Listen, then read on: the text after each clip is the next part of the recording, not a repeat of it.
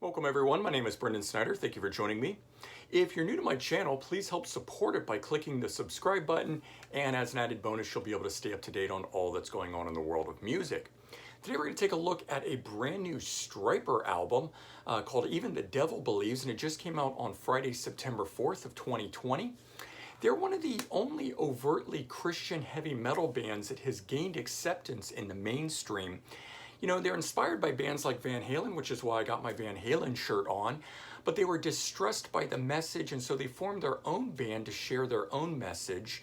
And now the band goes back all the way to 1983, and they originally formed as Rock's Regime.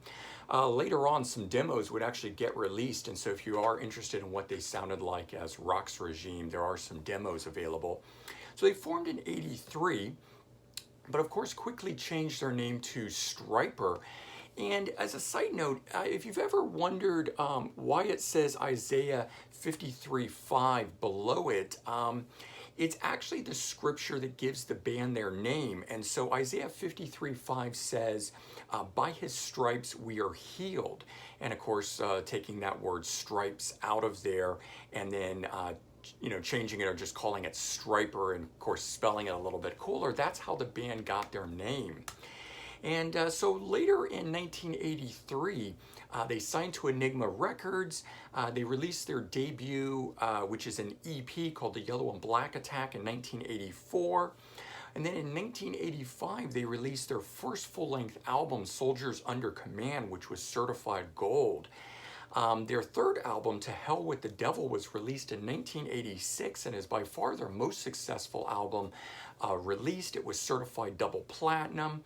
It's actually the first contemporary Christian metal band to achieve this award, and it received a Grammy nomination, so extremely successful, not only just in the premise of them being a Christian metal band, but for any metal band at that time. And so they were really successful back in the 80s. Their fourth album, In God We Trust, was released in 1988, the one I just was showing you in reference to the name. This one here had them moving more towards the glam sound though, and that was particularly popular at the time, but it was certified gold. And then their fifth album, the band changes its image and lyrical message, which was kind of odd and really unexpected for them at the time, and they got a lot of criticism for it at the time. The album Against the Law came out in 1990, and what I'll say about this album is that at the time I wasn't a big fan of theirs, knowing they were a Christian metal band, and so when they did this album, it did introduce me to them. So I think that this album in particular, while it may have changed their message and appearance, it may well have brought in outside fans who weren't initially open to giving them a chance, certainly like myself, and exposed me to them. And then of course I went back and found a bunch of the old material, and of course moving forward. But lyrically, there was no mention of the word God on the album.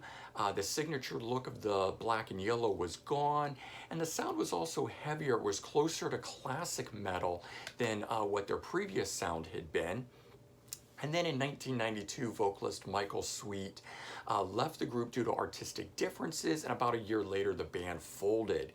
And they would reunite in 1999 and play some sporadic live shows going forward, but it wasn't until 2005 that new material came out. This album here, Reborn, which I think was an amazing return for them, a little different sounding, but really good stuff. And then since that time, they've actually released 5 more studio albums. You can see those behind me. The one on top there is actually a re-recording of their greatest hits. Which brings us to Even the Devil Believes, this new album here that just came out September 4th that we're going to talk about. And so 37 years on after forming, I think the band is as strong as ever. Michael's voice is just unreal, and it's amazing he still sounds as good as he does. It's the first album since original bassist Tim Gaines was let go in 2017, and here they've got Perry Richardson, who's formerly of Firehouse, replacing him. And so I don't know if it's Perry Richardson joining the band or the band is just re-energized on its own, but I do think they are sounding better than ever here. The last couple albums, while good, I felt were just repeating themselves. They didn't really grab me and pull me in or hold my attention. But this one here in particular, I do think stands out. The sound of it is firmly entrenched in the 80s, which I think is a big reason that it grabbed my attention. Track number 1, Blood from Above, kicks off with breakneck speed. It's got the trademark Michael Sweet howl in it, and from there, the album doesn't let up.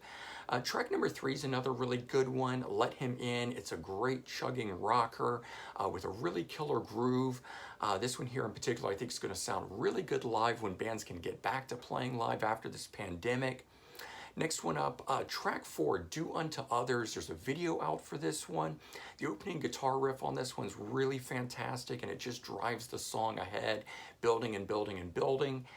Track 7, Divider. This is my personal favorite on the album. I love the opening gang style vocal on it, and just has some really killer riffs on this one. Just gets me pumped. In particular, the guitar solo on this one's really good. And then track number 11, the last track on the album, called Middle Finger Messiah, which is just another rip-roaring track and a great one to close the album out on a high note, yes, pun intended. And so let's take a look at this. Here's the front cover of it. I think this is some really good artwork on it. I like they've got the devil, the black angel down here, you know, before God, and of course the logo, just really good coloration in this. Here's the back side of it. You know, a lot of albums these days just aren't doing the art, in my opinion, particularly well, but I think that this one here is doing it really nicely. That's what it looks like without the disc. And let's take a quick look at the booklet.